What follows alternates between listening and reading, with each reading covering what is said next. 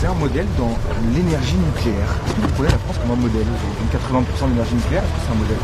Je crois que la France a beaucoup d'expérience avec l'énergie nucléaire et les idées que nous aborderons aujourd'hui, c'est comment faire que l'énergie nucléaire, qui n'ajoute pas aux émissions de CO2, peut aider pour tous les besoins de notre énergie dans les années à venir. Alors l'expérience de la France, qui a pas mal de stations nucléaires, c'est toujours utile. Est-ce que vaut mieux le nucléaire aux énergies renouvelables? Elles sont compatibles. Merci. La France, comme le plus grand fournisseur d'électricité du monde, qu'est-ce que vous attendez du top de cette sommet? Je crois que c'est bien que dans le contexte de décarbonisation, qu'on aborde la question de l'utilité de l'énergie nucléaire, parce qu'il n'y a pas d'émissions de CO2, et tous les pays qui ont des centrales nucléaires ont une certaine expérience que les autres pays membres de l'Union peuvent partager. Qu'est-ce que vous attendez de ce sommet concrètement? Qu'est-ce qu'elle doit refléter, la déclaration finale? Les idées de financement de l'énergie nucléaire dans l'avenir. Merci.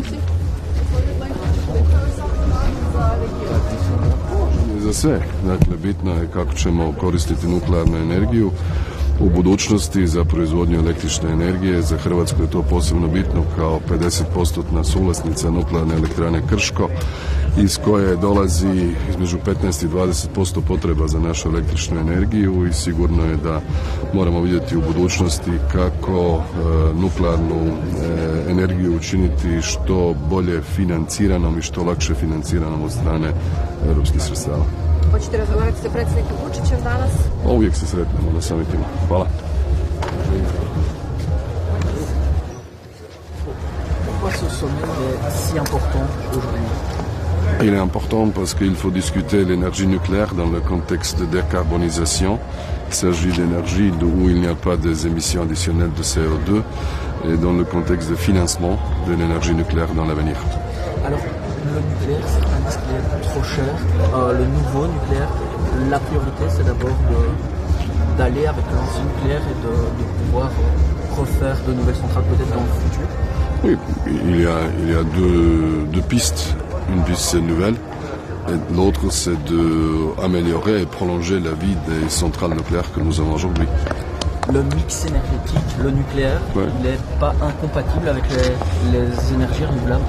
Pas du tout, je crois qu'ils sont compatibles. Chez nous, par exemple, la centrale nucléaire que nous avons en Slovénie, qui est copropriétaire avec la Croatie de 50%, c'est entre 15 et 20% de nos besoins d'énergie électrique. Est-ce qu'ici on n'est pas trop tard en Europe? Est-ce qu'on n'a pas raté cette transition pour le nucléaire? Non. Pas en arrière? Non, je crois pas. Tout ça qui se passe aujourd'hui, c'est dans le contexte de 2050, de l'idée que le continent européen sera neutre du point de vue de décarbonisation. Merci. Merci.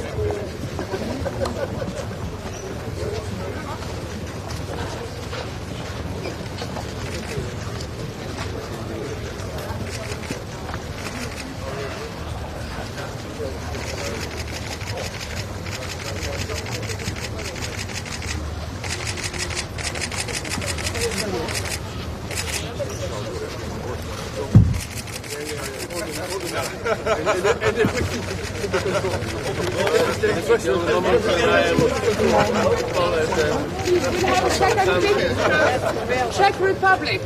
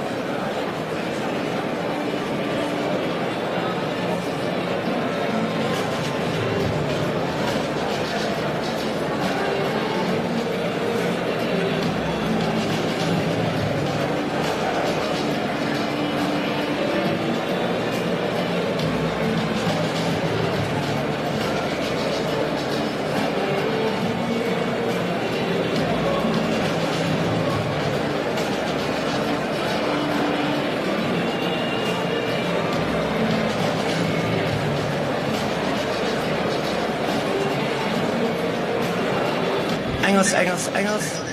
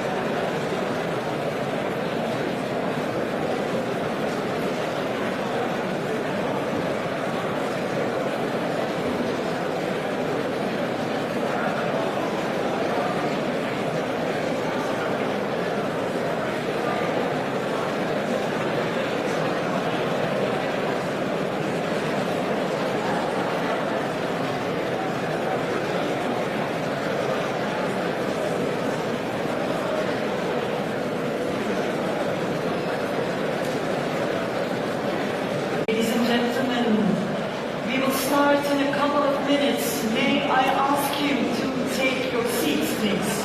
Thank you.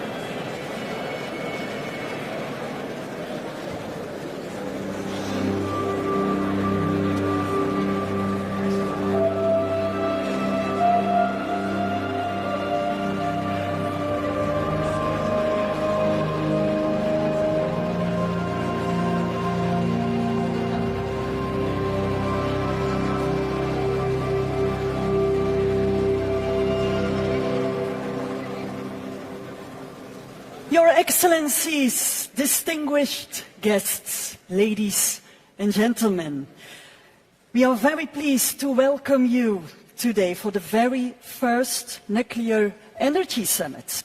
This is the highest level meeting to date, exclusively focused on the topic of nuclear energy. And this summit is a testament to the open and innovative spirit of Brussels, and the Atomium is a symbol of that.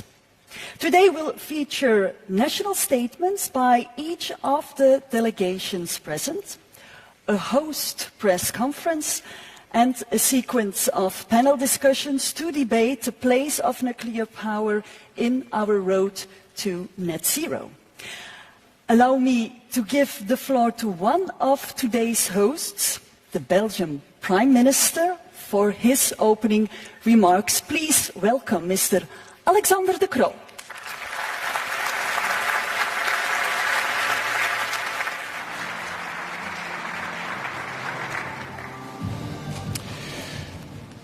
Dear delegations, ladies and gentlemen, coming from around the world, a very warm welcome here in Brussels.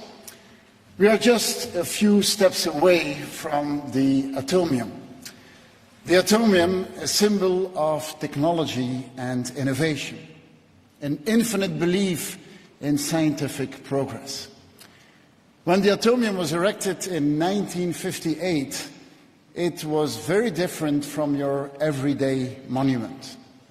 It echoed the optimism about the atomic age, with gleaming spheres evoking scientific wonder.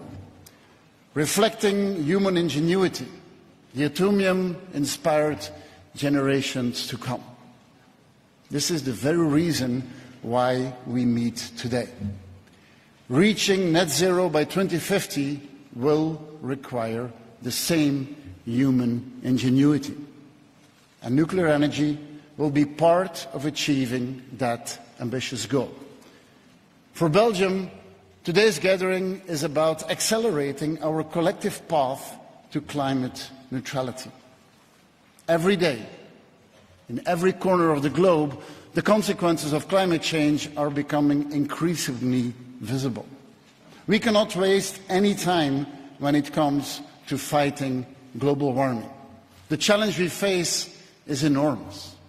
It will require vast, safe, and reliable amounts of carbon-neutral energy. It will require a perspective for sustainable growth. It will require us to have our citizens and industries on board. It will require nuclear energy as part of the mix. Energy abundance is the way forward. Our energy future depends on pursuing an and story, not and/or. And that is exactly what Belgium has done over recent years, by investing massively in offshore renewable energy. Our coastline is very limited, but we are quadrupling our offshore wind power production in the North Sea. By 2030, our production will cover the electricity consumption of 5 million households, almost all of our population. We are erecting the world's first energy island in our waters, with interconnectors that will connect wind farms from all over Northern Europe. But Belgium has also decided to extend the operations of its youngest power plants for a further 10 years. And we are investing 100 million in SMR research. Our approach must be comprehensive, embracing different energy sources, navigating the complexities of energy security in the 21st century. This first Nuclear Energy Summit brings together over 300 CEOs, entrepreneurs, scientists and civil society figures alongside 37 political leaders. You will plan our common energy future together, from intentions to projects, from PowerPoints to standardization and scalability. To achieve our goals, we will need your ingenuity. Governments, but even more so, our citizens and private partners. We will only succeed when innovation is brought to the market in a cost-effective manner. Repeatability is at its heart, pushing back the optimism bias that all too often hinders budgeting and planning. This is the key to achieve the promise of the atom once again. One final word of gratitude for your leadership, Director General Grossi, dear Rafael, for your recognition of Belgium's nuclear heritage, for your support to my government effort to reverse course and to achieve lifetime extension under difficult circumstances. I wish all of you here today creativity, perseverance, and of course, ingenuity. Enjoy this first global summit for nuclear energy. We are proud to be your host. Thank you very much.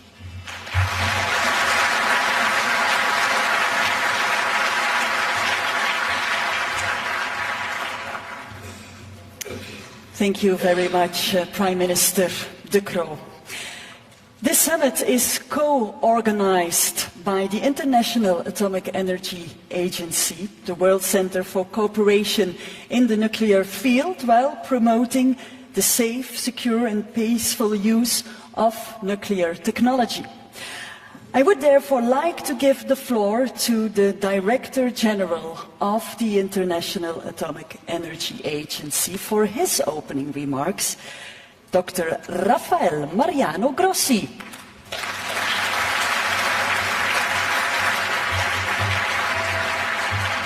Thank you very much. Good morning, everybody. Good morning, ladies and gentlemen.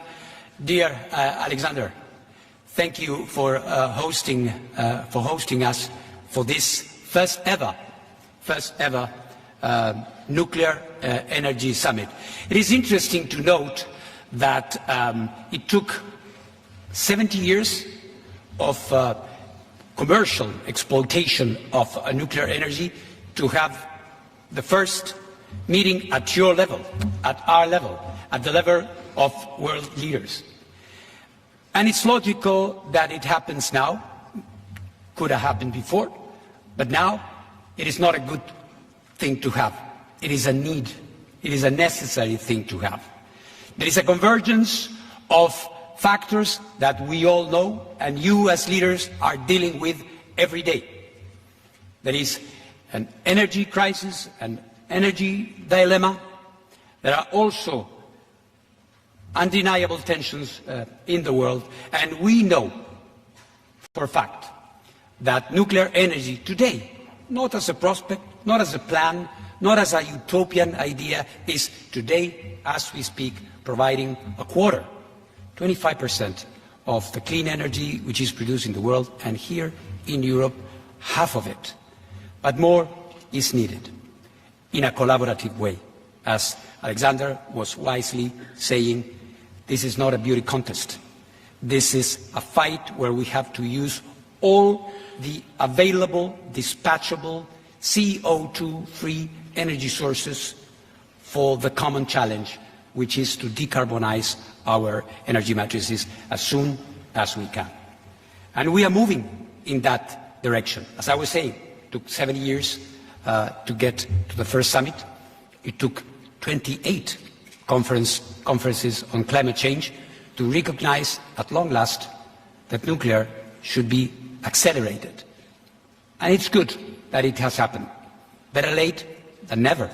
And now we need to see what is needed so that this is done in the right way.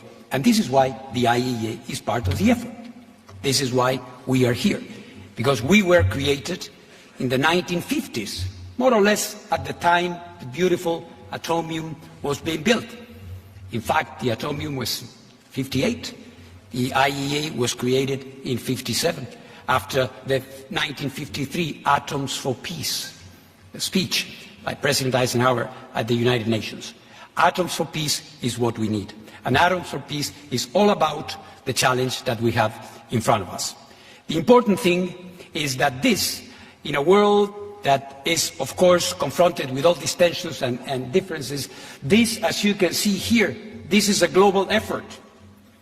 It's not Europe, it's Africa, it's Asia, it's Latin America, is North America, is the world that needs this to get its act together and to do it in a better way.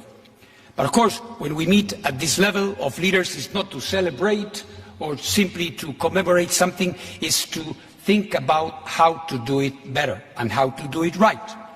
And this is why I'm very proud to say that all the participants from all over the world reunited here in Brussels have agreed on a declaration that addresses these points. This declaration addresses all these points, but also focuses on what we still need to do in order to facilitate, to make possible that this promise, that this factor, that the nuclear factor is there in the right way. And what we have in mind here, of course, is aspects that are very, very concrete, very tangible, like the financing, for example. And we know that still we do have, or we do not have, rather, a level playing field when it comes to integrating nuclear. We still have an international financial institutions and architecture that in some cases, even today, prevents, forbids financing of nuclear projects. But we have moved beyond that. A page has been turned, and we have to make sure that we are well aligned to do what we need to do. This is why we are so happy to be here. This is why the first ever nuclear energy summit is marking a way forward. And the IAEA is going, of course, to be playing its role, to make sure that whenever that happens, whenever nuclear energy is used, whenever we are benefiting from that, this is going to be done in a safe, secure, and in a non-proliferation way. So thank you again, Alexander, for having so graciously hosted this important historic meeting. We are there. We are going to be working together. This is a decision. Nuclear energy will be part of the solution, and we are very happy to be doing it with you. Thank you very much.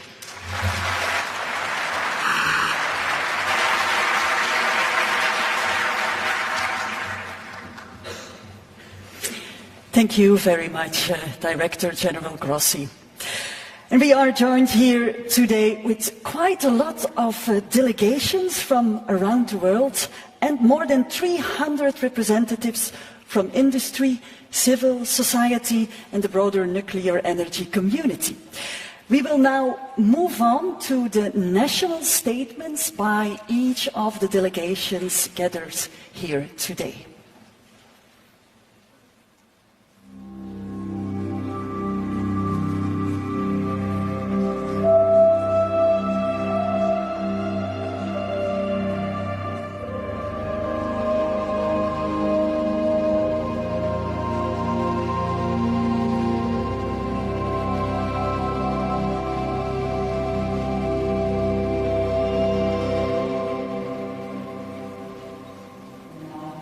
Welcome the President of the European Council, His Excellency Charles Michel.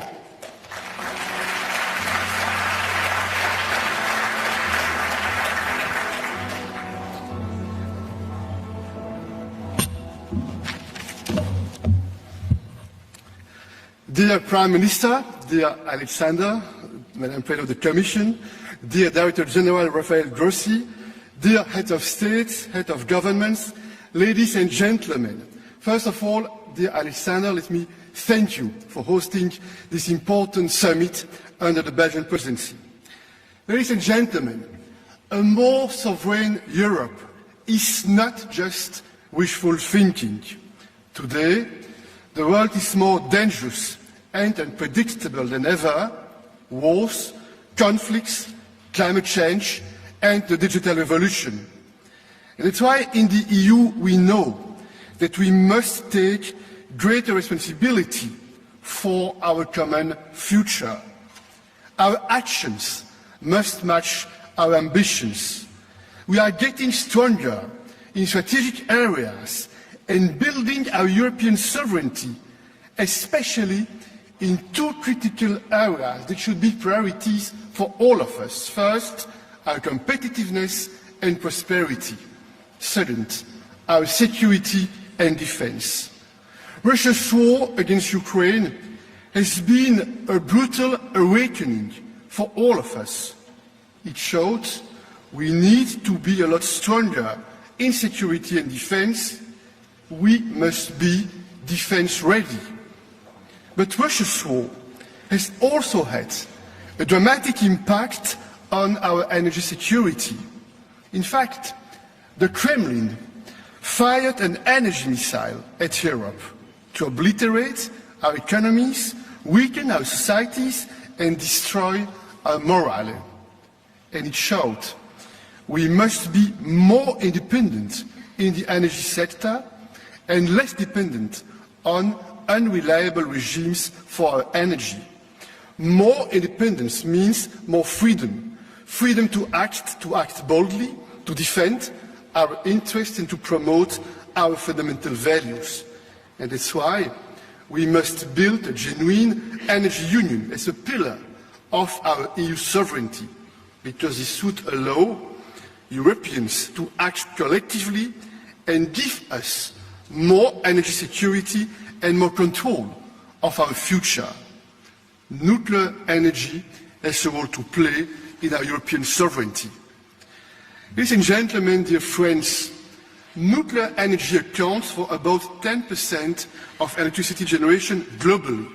And in the EU, each member state decides on its own energy mix, including whether to include nuclear power or not. Nuclear can help ensure grid stability when fossil fuel power stations are phased out. Nuclear helps give our union more energy security. Nuclear energy can also help us fight climate change by reducing our greenhouse gas emissions. We are investing massively in renewables, it was said by the Prince of Belgium.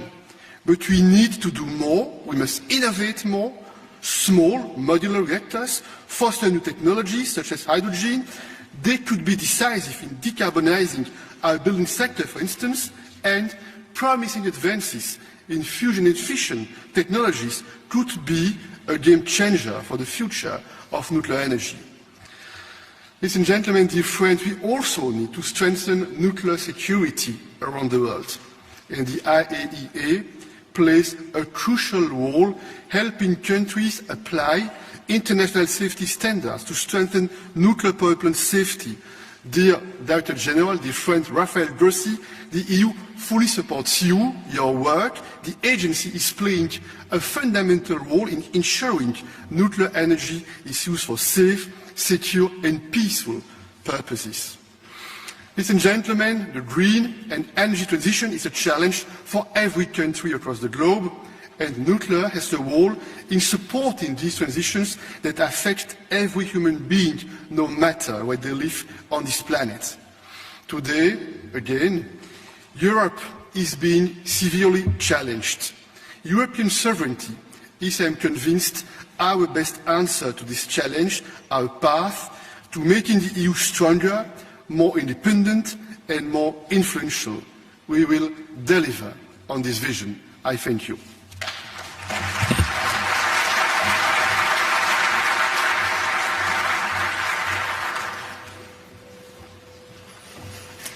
Thank you very much, Mr. President. And now I'm very honored to give the floor to the President of the European Commission.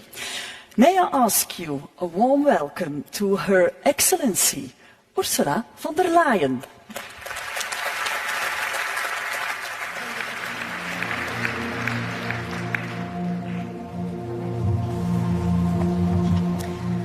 Dear Prime Minister Alexander De Croo, fellow leaders, Excellencies, Director General Grossi, ladies and gentlemen, thank you very much for this opportunity to address this summit meeting. As everyone is aware, there are different views across the European Union on nuclear power. But I am here because I believe that in countries that are open to the technology, nuclear technology can play an important role in the clean energy transition. I can also see that after the global energy crisis caused by Russia's invasion in Ukraine, many countries are giving a fresh look to the potential role that nuclear might play. So why is this? First of all, of course, to reach our climate goals.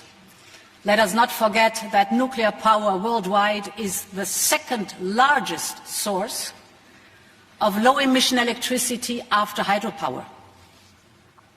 Second, of course, to safeguard our energy security.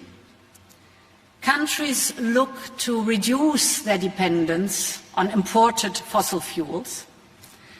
And the third reason is to ensure our competitiveness.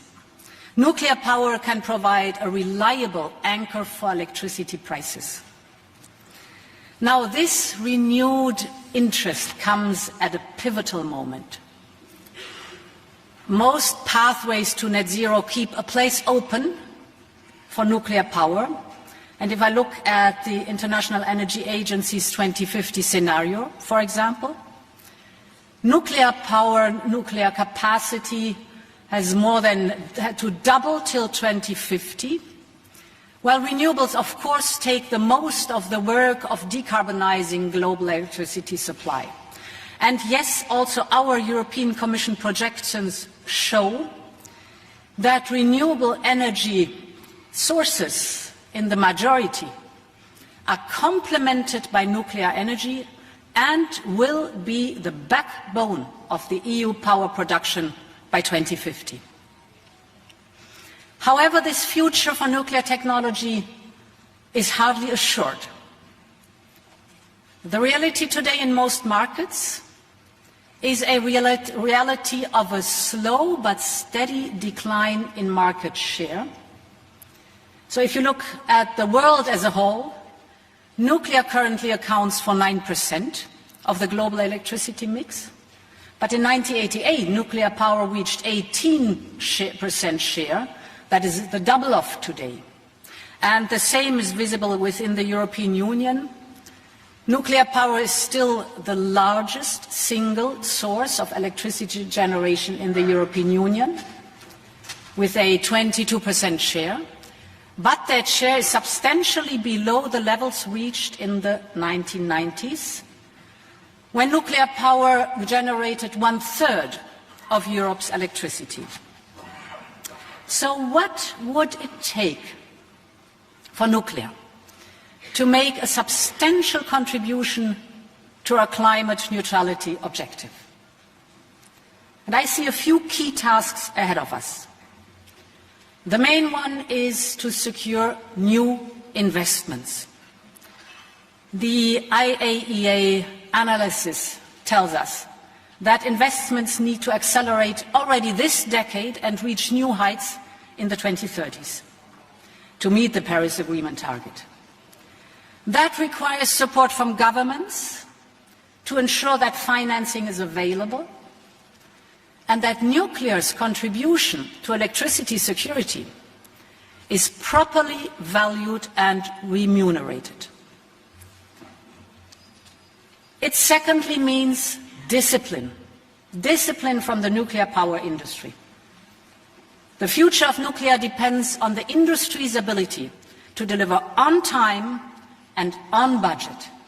Far too often, the realization of nuclear power plants has resulted in significant additional costs and overruns. Another task is to look at new opportunities to support the clean transition. The biggest opportunity is clearly in the electricity sector. But there are other potential avenues for nuclear, for example, to provide decarbonized heat or to supply low-emission hydrogen. These can help cut emission from industry, which will be critical to reach climate goals. Then there is, of course, also the issue of lifetime extensions for existing nuclear plants, provided, of course, they are safe operations.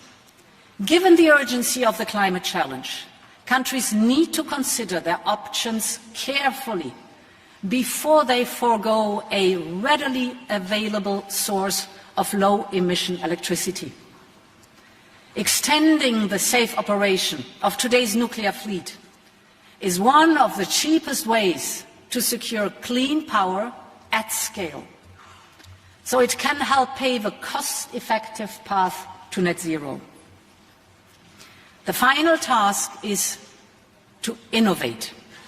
Innovation in nuclear technologies is a very dynamic space, particularly for nuclear power technologies such as small modular reactors. And of course, as with every emergent technology, there are ups and downs, successes and failures. That is quite normal. But SMRs are a promising technology, and there is a race underway. The race is among leading countries and companies to prove this technology and bring it to the market. More than 80 projects around the world are moving forward, and several of our member states have expressed a strong interest in SMRs, so let's go for it. So to conclude, I leave you with these 4 tasks.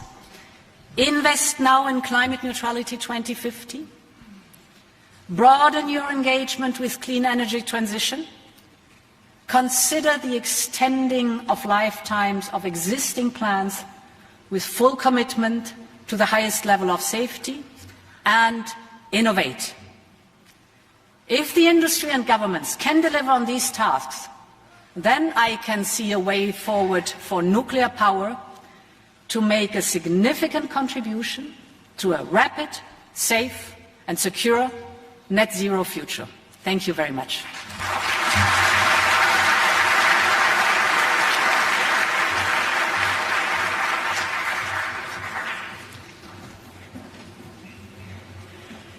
Thank you very much, Madam President von der Leyen. And now, please welcome the President of Romania, His Excellency Klaus Werner Iohannis.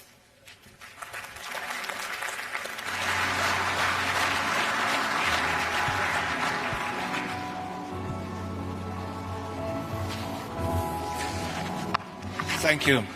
Prime Minister De Croo, Director General Grossi, Heads of State and Government, Excellencies, ladies and gentlemen, allow me to start by thanking our hosts, Prime Minister De Croo and Director General Grossi, for organizing a summit stressing the urgency of climate action and the importance of nuclear energy in the global energy transition. This summit bears profound significance, emerging in the aftermath of the landmark inclusion of nuclear energy in the global stocktake at COP28 in Dubai. Climate change is a global challenge that requires coordinated action and ambitious measures. The International Atomic Energy Agency is crucial in facilitating cooperation towards increasing our social and economic development. Romania's cooperation with the agency will continue as we embark towards a more sustainable and energy-secure future. Ladies and gentlemen, Romania is determined to develop its nuclear energy program through enhancing large-scale production capacity and deploying the innovative small modular reactor technology by working with the United States and other key partners. Moreover, we aim to become a regional leader in nuclear energy operations and deployment, in training specialized workforce and the supply chain hub for nuclear energy production. In developing the National Nuclear Energy Program, we are committed to safety for the public and the environment, secure operation of our facilities, and full compliance with our non-proliferation requirements. Excellencies, I expect today's summit to strengthen the commitment to the expansion of nuclear power in the European Union and global energy mix. This commitment is essential for unlocking timely investments, for consolidating supply chains, and for training the next generation of nuclear energy specialists. I welcome recent steps taken in this regard by the European Commission, such as the European Industrial Alliance on small modular reactors. We need to make sure that our nuclear energy ambitions benefit from suitable financial support, considering also the role of nuclear power in accelerating decarbonization. Combining public and private funding is crucial in creating a business model for accelerated nuclear deployment, easily replicable. We need to expand our investments in research, demonstration projects and development of nuclear materials and technologies. In conclusion, allow me to call for unified action that leverages the massive potential of nuclear energy to drive us towards a net zero and energy secure future. I thank you all.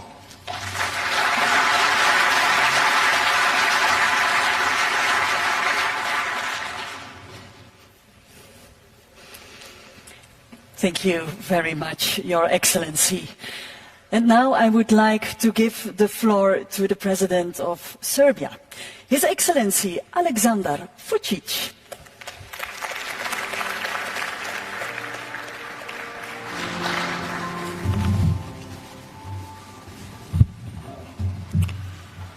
Dear Alexander, thank you for hosting us. Mr. Grossi, dear colleagues, dear friends, will do my best to be as brief as it is possible. You cannot learn a lot from Serbia on these issues because after the breakup of former Yugoslavia, we haven't had any experiences with nuclear energy. But I believe that this summit is of an utmost importance for the future of my country as well for the future of an entire European continent, and much more important than many meetings, gatherings, forums we attended so far, and which were like bureaucratically organized just to see each other and not to do many things. Why I believe this is very important? Because we are all ready to discuss big plans, big things in the future and for the future, but we don't know how to implement it. Number one, we said to ourselves that we need to at least double the production of military ordnance, armament, weaponry and everything else. Then we need to boost our growth rates, which are, speaking about European continent, so small that I don't know how we can provide not only a bigger growth rates, but this type of production and participation in or getting more SMRs or use of nuclear energy in the future. We have three problems.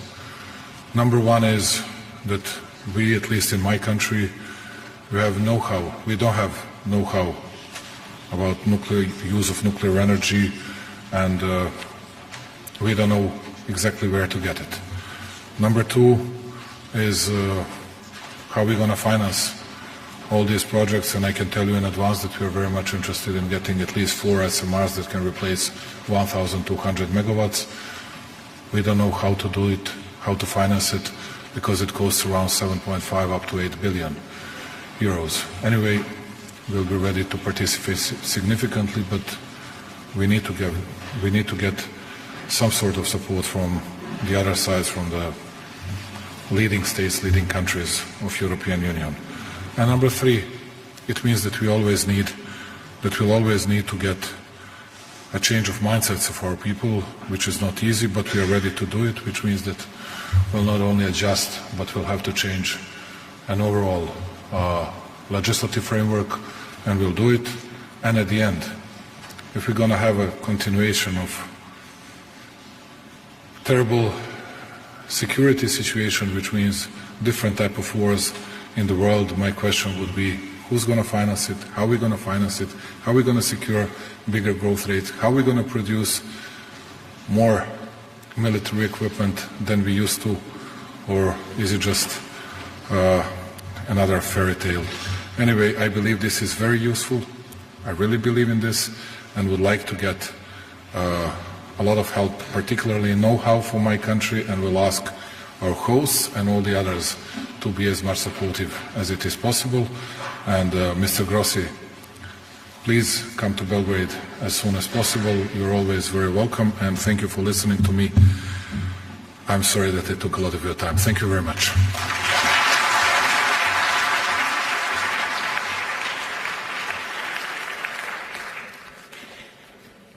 Thank you, Mr. President. And now please welcome the Prime Minister of Armenia, His Excellency Nikol Pashinyan.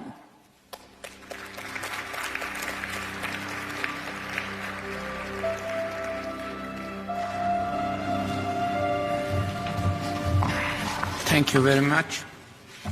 Prime Minister De Croo, Director General Grossi, Excellencies, ladies and gentlemen. I extend my sincere gratitude to Director General Grossi for convening this inaugural Nuclear Energy Summit and to Prime Minister De Croo for generously hosting this important gathering. Armenia, as a state relying on nuclear power generation, stands firmly behind the consensus that nuclear energy is indispensable in our fight against climate change and recognizes the inalienable right of NPT state parties to develop it for peaceful purposes without discrimination and political barriers. This is why Armenia was among 22 countries who fully supported the International Atomic Energy Agency statement on nuclear power at the UN Climate Change Conference in Dubai in December 2023. We also proudly align ourselves with the historic decision made at the COP28, which recognized nuclear energy as one of the solutions to climate change alongside other low-carbon energy sources. Nuclear energy stands as a cornerstone in our strategy, ensuring both the energy security of our nation and the mitigation of climate change. We commend Director General Grossi's efforts to elevate nuclear energy to the forefront of high-level discussions on climate change mitigation. For Armenia, nuclear energy plays an essential role and helps to achieve our national determined contributions under the Paris Agreement. For decades, the Armenian nuclear power plant has been serving as a critical element of our energy system, ensuring the stability and sustainability of energy production. Presently, about 30% of our country's electricity derives from nuclear energy. Our course of arrival to that point was thorny, met with dramatic period of closure of the nuclear power plant. Today, we can proudly state that among other crucial things, it also symbolizes and strengthens our sovereignty. Armenia actively collaborates with the International Atomic Energy Agency, adopting a proactive stance to ensure nuclear safety and security while fulfilling all its obligations. We regularly host review and peer review missions, reports of which clearly indicate that Armenia is operating the power plant in line with IAEA safety standards. The absence of any nuclear or radiation safety incidents throughout the history of our plant's operations speaks volumes about our unwavering dedication to this cause. This achievement is a testament to Armenia's political will and expertise. We also acknowledge with gratitude the indispensable technical assistance, knowledge and guidance from the IAEA and partner countries, which have been critical in guaranteeing the safe, secure and reliable operation of our nuclear power plant.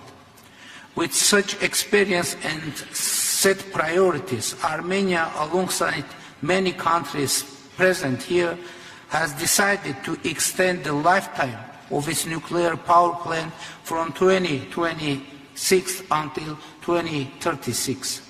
In December 23, the government of the Republic of Armenia approved the implementation project for the extension of the operational lifespan of the Armenian nuclear power plant. We are committed to implementing timely and adequate measures related to aging management and appropriate safety improvements in cooperation with partner states and under the guidance of the agency. This extension will lay a solid foundation for the smooth transition to a new power unit upon the end of the Armenian nuclear power plant's extended operational period, which is our ultimate objective.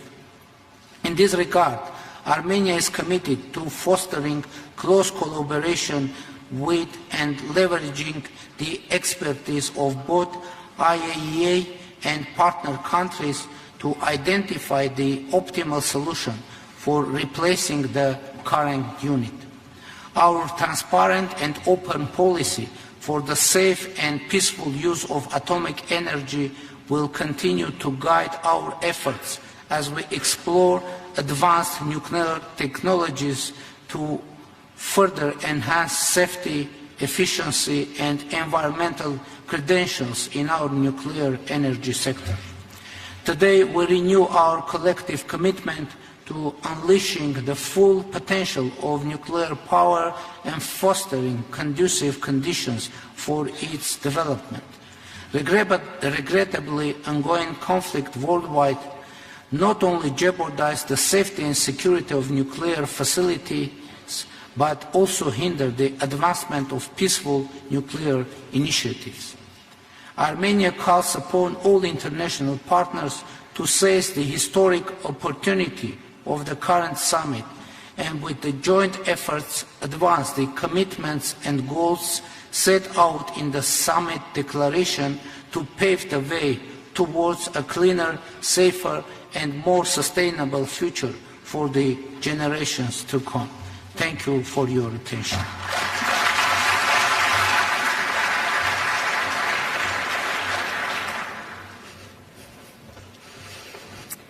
Thank you, Mr. Prime Minister. May I ask a warm welcome for our next speaker, Prime Minister of Bulgaria, His Excellency Nikolai Denkov.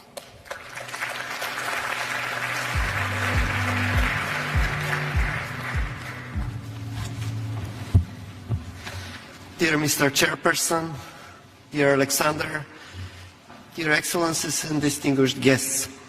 First, I would like to thank the International Atomic Energy Agency and to Belgium for hosting this inaugural Nuclear Energy Summit. Nuclear power plays an important role in ensuring national, regional and global energy security. It's a key element in achieving the European Union's targets for reducing greenhouse gas emissions and advancing climate-neutral economy. These are also among the main priorities of my own country, Bulgaria. Safety and security of the nuclear facilities are a major factor for the development of nuclear energy. Russia's unprovoked and unjustified war against Ukraine poses the gravest threat that we have today to the safety and security of our nations. Russia's illegal seizure of Zaporizhzhia nuclear power plant has led to unprecedented nuclear safety and security breaches that threaten Ukraine and the wider European region. That's why we commend the professional and indispensable work of the international energy experts to prevent a nuclear accident in Ukraine. We urge Russia to return full control to the Ukrainian authorities and to immediately withdraw its troops from the territory of Ukraine within its internationally recognized borders. Bulgaria has a proven 50 years of experience in the safe and secure operation of nuclear power plant, as well as unique experience in the decommissioning of nuclear units. We will continue to rely on nuclear power as a major factor in our country's energy balance under the conditions of high technology, production efficiency, no greenhouse emissions, competitive prices and high level of nuclear safety, security and radiation protection. Investing in new nuclear generation is seen as one of the cornerstones of our national strategy, allowing scale-up of renewables and achieving net zero industry in the country and the whole region. Investing in new generation means also investing in research and innovation, which will accelerate our global knowledge and skills. Nowadays, energy security also depends on our ambitions and technological achievements, the main element of which is diversification. Over-dependence on a limited range of sources exposes us to supply disruptions and price volatility. To achieve, Bulgaria has taken important steps toward nuclear fuel diversification by securing independent and competitive suppliers from several different countries. Further, intensified exchange and collaboration need to be fostered on the whole nuclear value chain, underlying the importance of investment in education, training, safety regulations, and public awareness and involvement of stakeholders. The above goals and achievements of Bulgaria would not have been realized with the constructive and effective international cooperation. We thus reaffirm again the central role of the international agency in strengthening and coordinating states' joint efforts while promoting a strong and sustainable global framework for nuclear safety and security. And we verify our adherence to the respective safeguarding obligations. Thank you.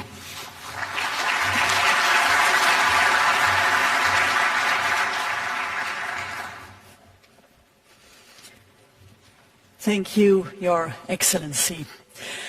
And now please welcome Xi Jinping's Special Representative and Vice Prime Minister of China, His Excellency Zhang Kuntin.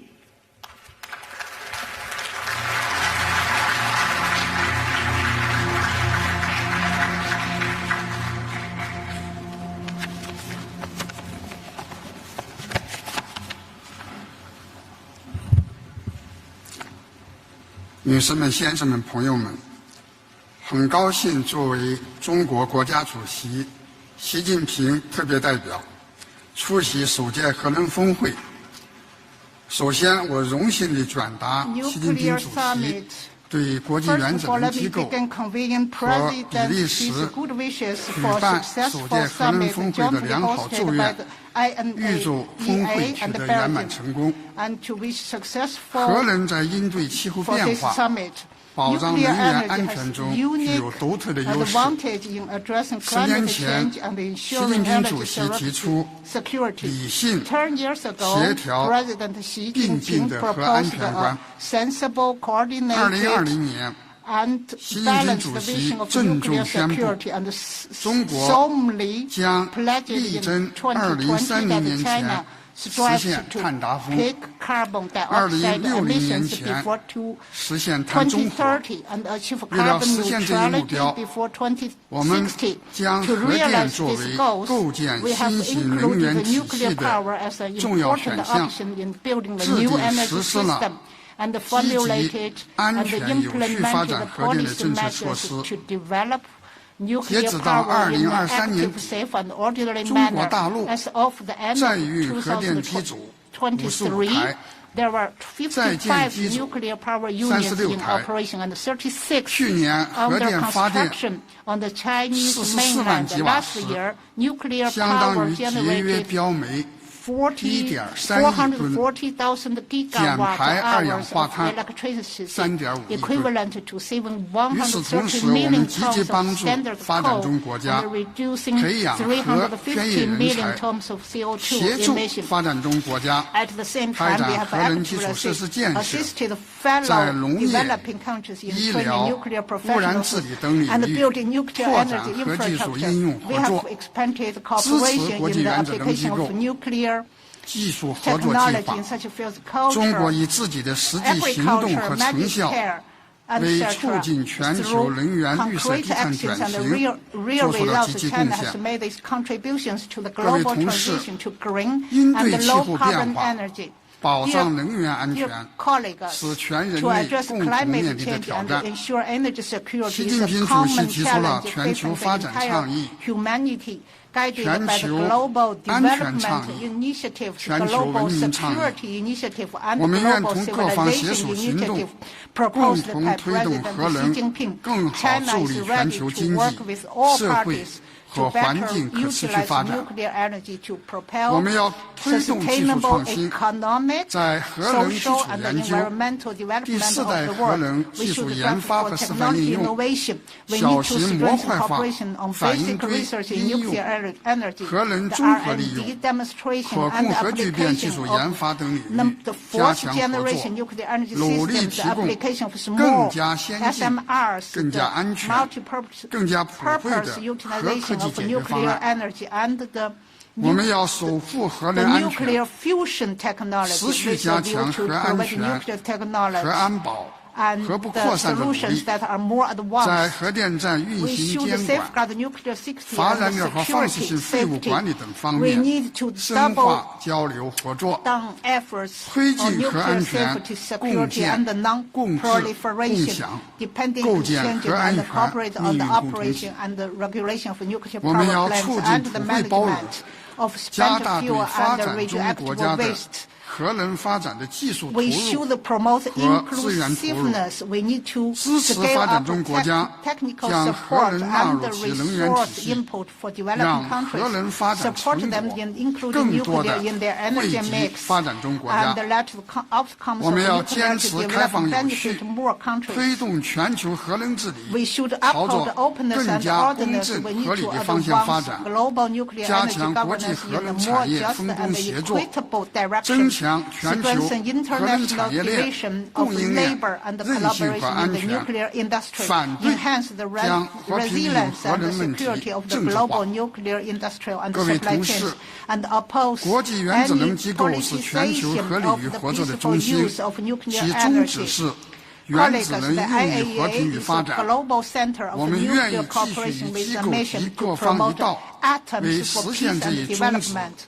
This year marks the 40th anniversary of China's accession to the IAEA. We will continue to work with the IAEA and all parties to realize the mission, contribute to an open, inclusive, clean, and beautiful world of lasting peace, universal security, and shared prosperity, and jointly build a community with a shared future for mankind. Thank you. Thank you very much, Mr. Vice Prime Minister of China. And now please welcome the Prime Minister of Croatia, His Excellency Andrej Plenković.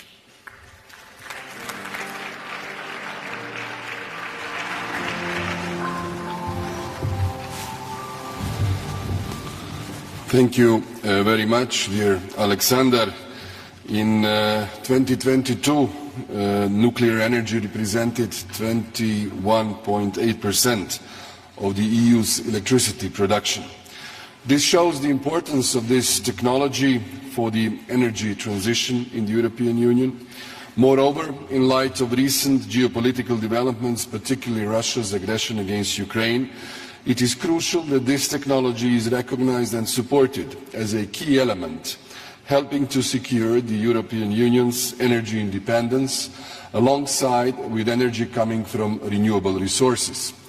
In order to achieve our goals by 2050 and strengthen our global competitiveness, we need to set a clear and predictable framework for the research and development and financing of nuclear technology. This is important not just for our citizens and businesses, but also for potential investors and the scientific community who are working tirelessly on different types of projects based on nuclear technology. In this regard, I would like to highlight a major change has been brought about by the recognition of nuclear energy as an environmentally sustainable, because the taxonomy adopted in the EU legal framework paves the way for private investments in this strategic technology for the implementation of the European Green Plan. Thanks to our efforts, the next step should be to open the discussions on the possibility of financing new nuclear projects through the EIB and other relevant financial institutions. My country, Croatia, does not have a nuclear power plant on its national territory, but we are equal co-owners with Slovenia of the Krško nuclear power plant located on Slovenian territory. This is the reason why international statistics sometimes incorrectly present the share of nuclear energy in the Croatian energy mix, which is not zero, since it represents 20% of our electricity production, which is not imported from Slovenia but actually repatriated to Croatia. Over the years, we have invested more than 350 million euros in strengthening nuclear security, an essential prerequisite for extending its lifespan. We have thus guaranteed that this plant will remain operational until 2043. Furthermore, regarding the nuclear energy for the future beyond 2050, we are very much interested in the development of small modular reactors. This is why we welcome the initiative to launch the European Industrial Alliance on Small Modular Reactors. It is important for this technology becomes commercial and is led by the European industry. When it comes to the strategic development of nuclear energy, we must not forget about fusion, clean nuclear energy without radioactive releases. It is the future of nuclear energy for the second half of the century. Great progress has already been made with ITER, International Thermonuclear Experimental Reactor, being an excellent example of successful international cooperation. We are strongly involved in the EU's nuclear fusion program. On the one hand, we have an industry that is very actively involved in the construction of ITER, and on the other hand, with our Spanish friends, we are actively working on the DONES project, which is an important segment of the nuclear fusion program. I am convinced that the nuclear fusion will ensure the continuity of nuclear energy beyond 2050 and become an important segment in a world where CO2 emissions have, I hope, been significantly reduced. To achieve this, it is necessary to work even more intensively on the implementation of ITER, DONES, and ultimately the construction of the nuclear fusion power plant demo. The EU is able and must provide all the necessary support for the future development of nuclear fusion, in particular by adopting a European strategy for nuclear fusion as a first step towards the accelerated development of nuclear fusion. This will create synergies and ensure that the EU becomes an important link in the future global nuclear fusion industry.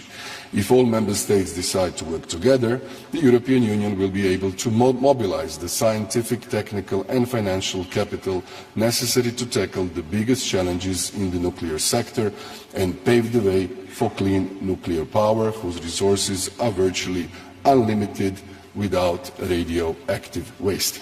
Thank you very much.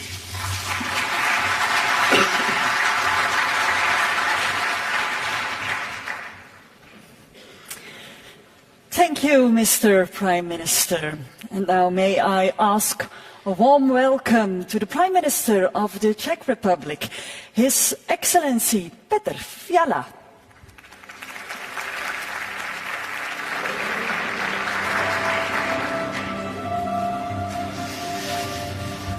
Dear Prime Minister, dear Alexander, dear Director General Grossi, Excellencies, ladies and gentlemen, thank you for today's summit. The time is limited, so I will give you only 3 short perspectives of the importance of nuclear energy, global, European and Czech. For more than 2 years, we are facing the Russian war of aggression against Ukraine and energy blackmail of many other countries. This is combined with geopolitical issues in other parts of the world. It is important to end our dependency on fossil and nuclear fuels from aggressive and unreliable countries. We should work to achieve energy security by cooperating among reliable partners. Together we need to work on ensuring sustainable, affordable and secure energy. Nuclear energy, together with renewable energy, is and will be the essential part of our energy mix. At the European level, we have initiated the Nuclear Energy Alliance. It now includes more than half of EU member states. Nuclear alliance countries and our industries are leaders of the nuclear renaissance in Europe. Together we stand for respecting nuclear energy as low-carbon source in key EU legislation. This will help us reach our climate goals. We must include this nuclear strategy into the policy programme of the next European Commission. We cannot waste any more time. Finally, from the Czech perspective, nuclear is a cost-effective way to decarbonisation. It brings grid stability and security of supply. It is the only way to reach our energy independence. Our goal is to reach a 50% share of nuclear energy in our power generation in 2050. We strive for long-term operation of our current 6 reactors for the next 60 years. Last year we made sure that we will not be dependent on Russian fuel anymore. We make progress with our planned new nuclear unit in Dukovany and prepare to decide on additional units soon. To support our ambitious plans for new nuclear builds, we enabled more efficient permitting and licensing processes. We also prepared a national roadmap for small modular reactors. We have a long tradition of nuclear industry and research. We are ready to collaborate on projects abroad. International cooperation will bring all of us bigger benefits in the peaceful use of nuclear energy. Ladies and gentlemen, to conclude, let me tell you a short story, very short story. More than 125 years ago, Marie Curie Skłodowska and her husband managed to isolate a phenomenal new element, radium. It is connected with a small Czech town called Jáchymov. Radium could light in the darkness. In the hands of a doctor, it could cure serious diseases. Today, the Czech spa town Jáchymov is known as a cradle of the atomic age. Dear friends, nuclear technology can significantly improve our lives in many areas, from public health to sustainable energy. The momentum for nuclear energy is now. Let's not miss it. Thank you.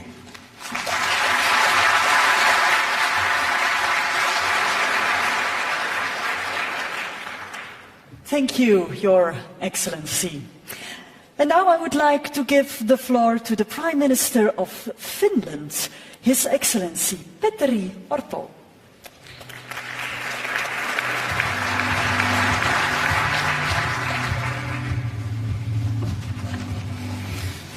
Prime Minister De Croo, Director General Grossi, President Macron, dear colleagues, this summit is a great opportunity to discuss nuclear energy both in European and in global context. Nuclear energy is a key in building clean, secure and affordable energy system.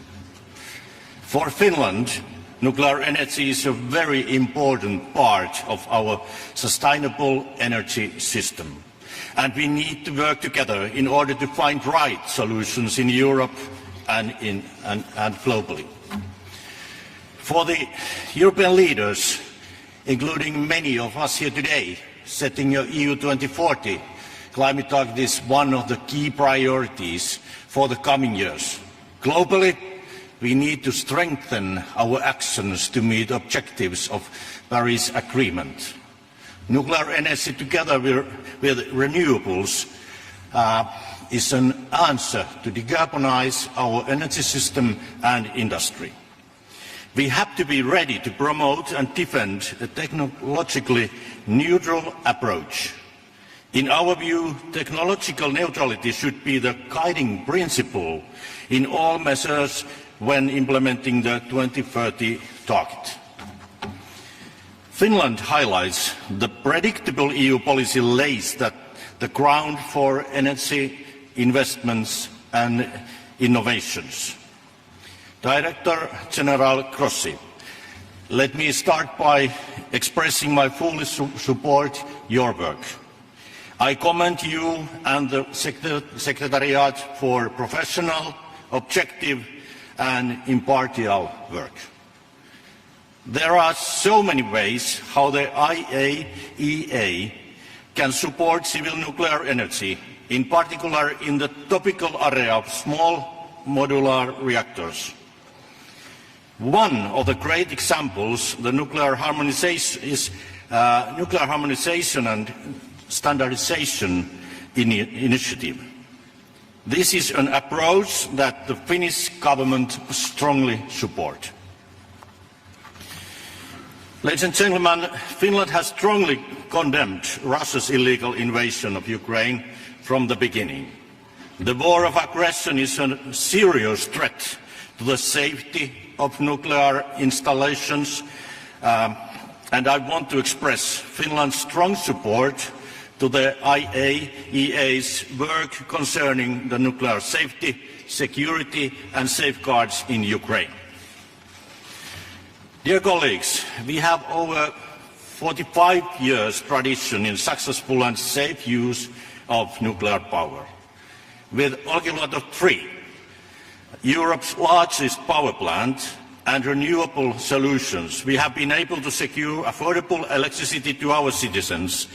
And in the future, we might use nuclear energy for district heating and hydrogen production as well. We are also approaching the start of deep geological disposal of used nuclear fuel as the first country in the world. Finland calls for deeper international collaboration to ensure safe and secure usage of nuclear energy and for enabling development of new kinds of nuclear solutions. Thank you so much.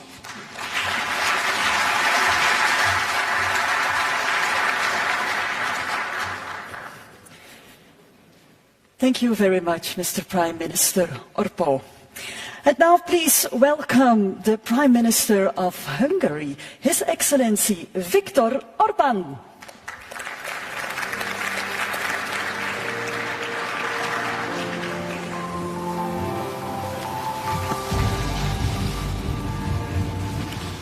Presidents, Prime Ministers, Excellencies, dear colleagues, the challenges we have been faced with recently have further raised the significance of safe and secure supply of energy.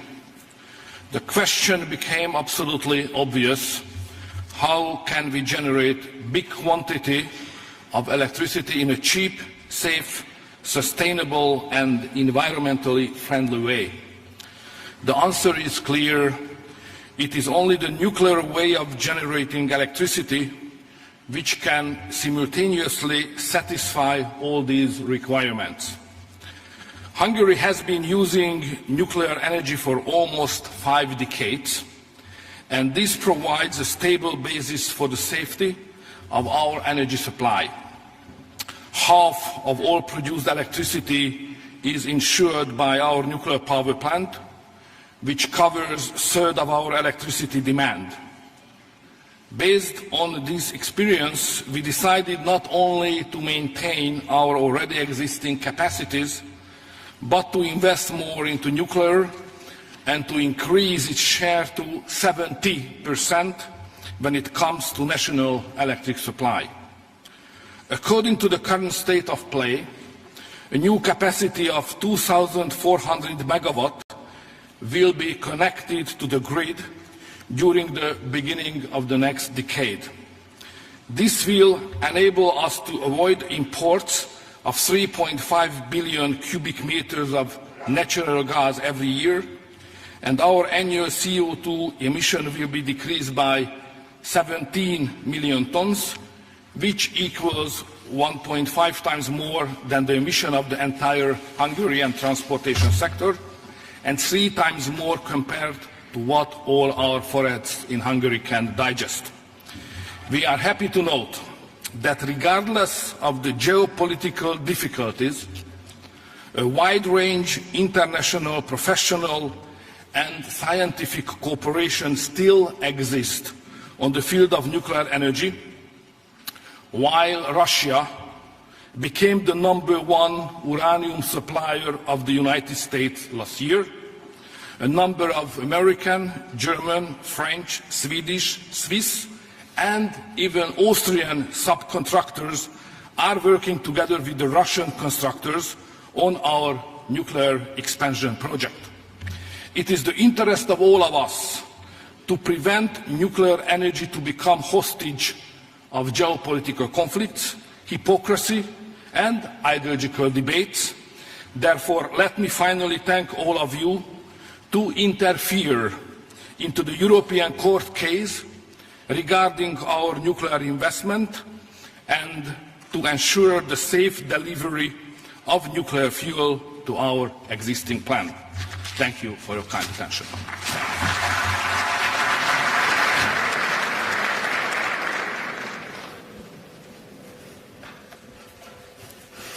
Thank you, Your Excellency.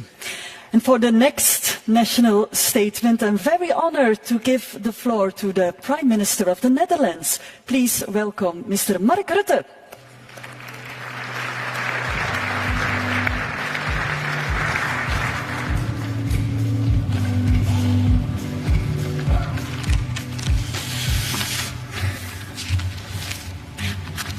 Ladies and gentlemen, dear colleagues, Alexander, thank you for hosting this important event.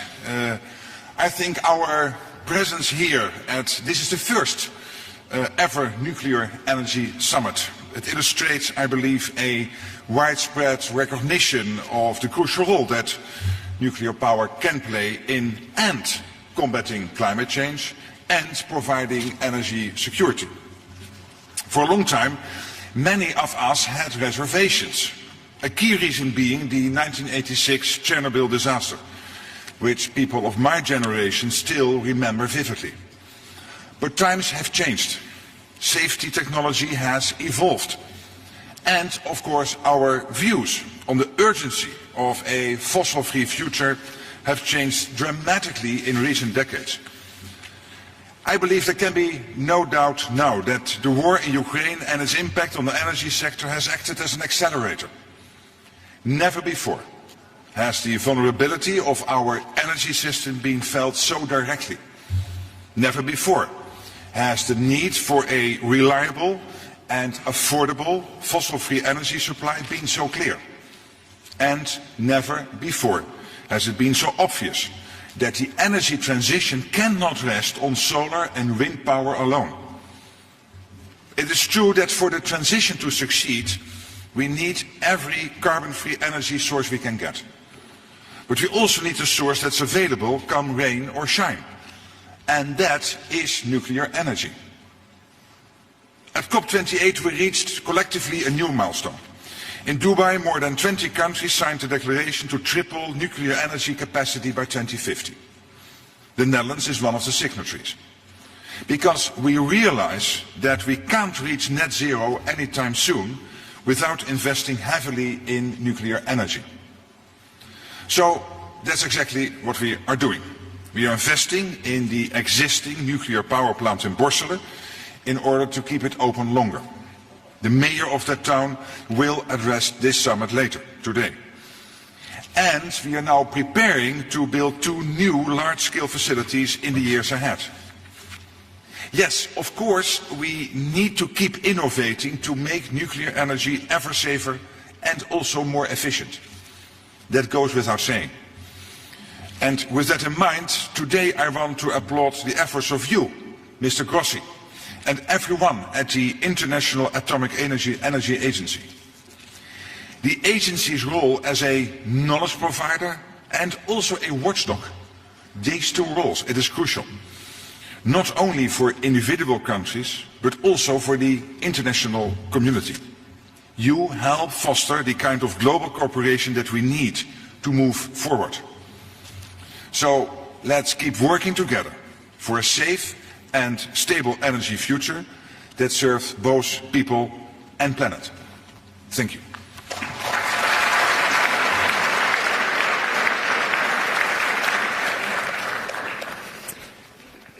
Thank you very much, Mr. Prime Minister Rutte. And we now invite the members and observers of the Nuclear Alliance on the stage for a family picture. We will resume the order of the national statements right after, so please may I welcome all the members and all the observers of the Nuclear Alliance. Thank you.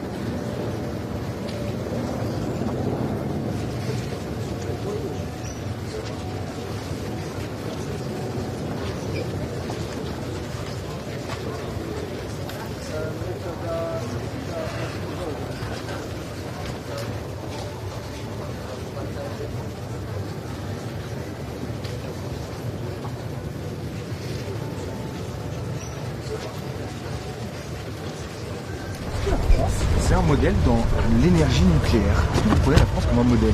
80% d'énergie nucléaire, est-ce que c'est un modèle? Je crois que la France a beaucoup d'expérience avec l'énergie nucléaire et les idées que nous aborderons aujourd'hui, c'est comment faire que l'énergie nucléaire, qui n'ajoute pas aux émissions de CO2, peut aider pour tous les besoins de notre énergie dans les années à venir. Alors l'expérience de la France, qui a pas mal de stations nucléaires, c'est toujours utile. Est-ce que vaut mieux le nucléaire aux énergies renouvelables? Elles sont compatibles. Merci. La France, comme le plus grand fournisseur d'électricité, qu'est-ce que vous attendez du top? De cette sommet? Je crois que c'est bien que dans le contexte de décarbonisation, qu'on aborde la question de l'utilité de l'énergie nucléaire, parce qu'il n'y a pas d'émissions de CO2, et tous les pays qui ont des centrales nucléaires ont une certaine expérience que les autres pays membres de l'Union peuvent partager. Qu'est-ce que vous attendez de ce sommet concrètement? Qu'est-ce qu'elle doit refléter, la déclaration finale? Les idées de financement de l'énergie nucléaire dans l'avenir. Merci. Za sve. Dakle, bitno je kako ćemo koristiti nuklearnu energiju u budućnosti za proizvodnju električne energije. Za Hrvatsku je to posebno bitno kao 50% suvlasnica nuklearne elektrane Krško, iz koje dolazi između 15 i 20% potreba za našu električnu energiju i sigurno je da moramo vidjeti u budućnosti kako nuklearnu energiju učiniti što bolje financiranom i što lakše financiranom od strane europskih sredstava. Hoćete razgovarati sa predsjednikom Vučićem danas? Uvijek se sretnemo na samitima. Hvala. Pourquoi ce sommet est si important aujourd'hui? Il est important parce qu'il faut discuter l'énergie nucléaire dans le contexte de décarbonisation. Il s'agit d'énergie où il n'y a pas des émissions additionnelles de CO2 et dans le contexte de financement de l'énergie nucléaire dans l'avenir. Alors, le nucléaire, certains disent qu'il est trop cher. Le nouveau nucléaire, la priorité, c'est d'abord d'aller avec l'ancien nucléaire et de pouvoir refaire de nouvelles centrales peut-être dans le futur. Oui, il y a deux pistes. Une piste, c'est nouvelle, et l'autre, c'est d'améliorer et prolonger la vie des centrales nucléaires que nous avons aujourd'hui. Le mix énergétique, le nucléaire, il n'est pas incompatible avec les énergies renouvelables? Pas du tout, je crois qu'ils sont compatibles. Chez nous, par exemple, la centrale nucléaire que nous avons en Slovénie, qui est copropriétaire avec la Croatie de 50%, c'est entre 15 et 20% de nos besoins d'énergie électrique. Est-ce qu'ici on n'est pas trop tard en Europe? Est-ce qu'on n'a pas raté cette transition pour le nucléaire? Non, on pas en arrière? Non, je ne crois pas. Tout ça qui se passe aujourd'hui, c'est dans le contexte de 2050, de l'idée que le continent européen sera neutre du point de vue de décarbonisation. Merci. Merci.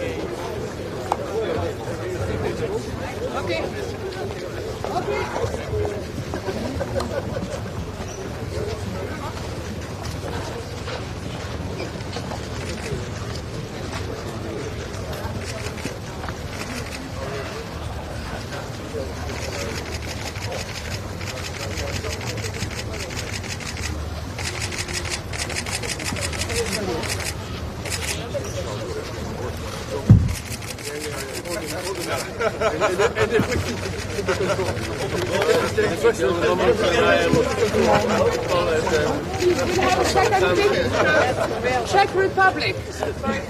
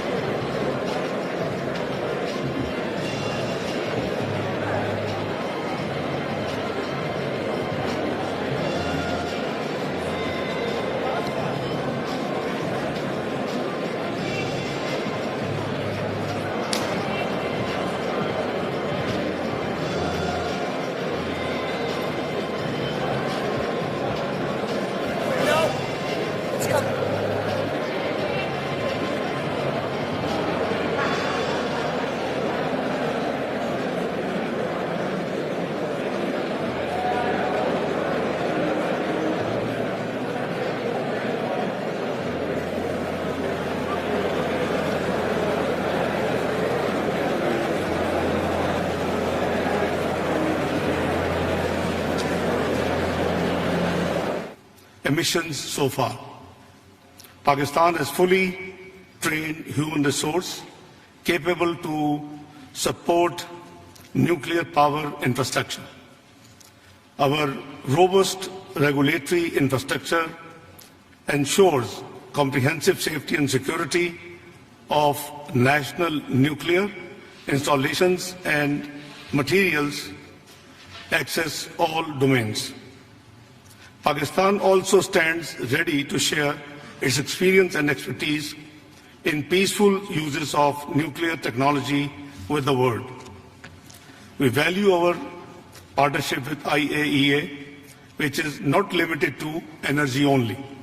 We have 3 IAEA collaborating centers for nuclear safety and security, food and agriculture, and applications of innovative nuclear technologies. Ladies and gentlemen, we wish to further enhance our cooperation on initiatives of DG IAEA, including Atoms for Net Zero, Atoms for Food, Rays of Hope, Zodic, Nutic Plastics, and Marie Curie fellowships. For further development of nuclear energy, I would like to emphasize 3 points. 1, access to technology, provision of nuclear power reactors, nuclear fuel, and other associated infrastructure to the developing countries in accordance with respective safeguard obligations. 2, financing nuclear power projects, financing for nuclear energy through international financial institutions and multilateral development funds need to be catalyzed. 3, increasing IAEA and Technical Cooperation Fund, IAEA capacity for technical assistance in peaceful uses of nuclear energy may be facilitated through either a dedicated funding stream or through enhanced alterations and allocations to existing Technical Cooperation Fund. Pakistan will remain a steadfast partner of IAEA community and the international partners in further enhancing role of nuclear technology for energy and other peaceful purposes. I thank you all.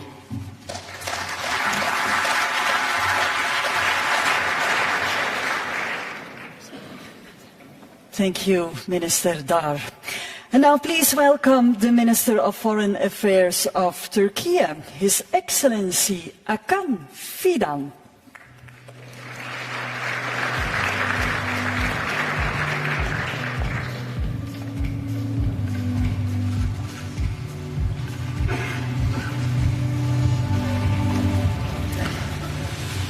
Dear Prime Minister, dear Director General, Honorable Heads of State and Government, and dear colleagues, it is a distinct pleasure to be at the first Nuclear Energy Summit.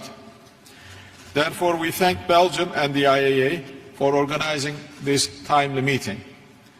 The summit constitutes a turning point concerning the future of civil nuclear energy. Here we acknowledge the role of civil nuclear energy in energy security and the fight against climate change. Turkey has already been implementing a solid energy route and source diversification strategy with an ambitious clean energy transition agenda. As a fast-growing industrial economy, we had to introduce new energy supply programs.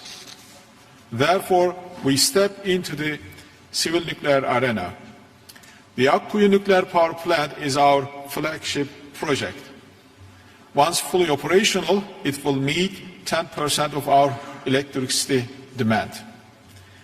Our objective is to raise this level by building additional conventional plants as well as small modular reactors.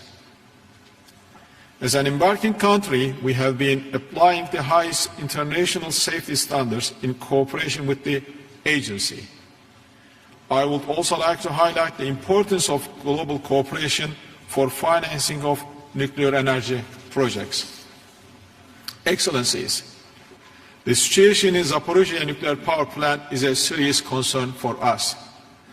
Our country and the region had to endure the Chernobyl disaster many years ago. We simply cannot afford another one. Turkey undertakes several initiatives to avert a dreadful episode in Zaporizhzhia. We also support the Director General's efforts in this regard. The use or threat to use of nuclear weapons is not acceptable. Particularly, the rhetoric about nuclear weapons casts shadow on our common pursuit for a secure and energy-wise clean future. The most stressful region in this regard is the Middle East. While the carnage in Gaza goes on, Israeli officials' narrative on nuclear weapons cannot be simply shrugged off as reckless. Turkey, therefore, reiterates its call for denuclearizing the region to avoid a possible nuclear arms race. We appreciate the IAEA's critical role in this evolving landscape of nuclear safety and security. I thank you all.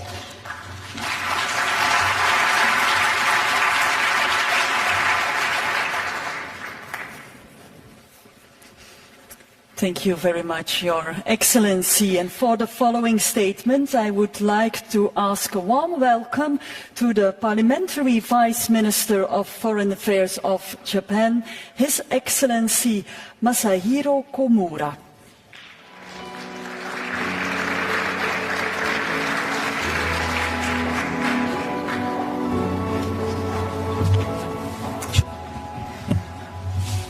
My name is Komura Masahiro, Parliamentary Vice Minister for Foreign Affairs of Japan.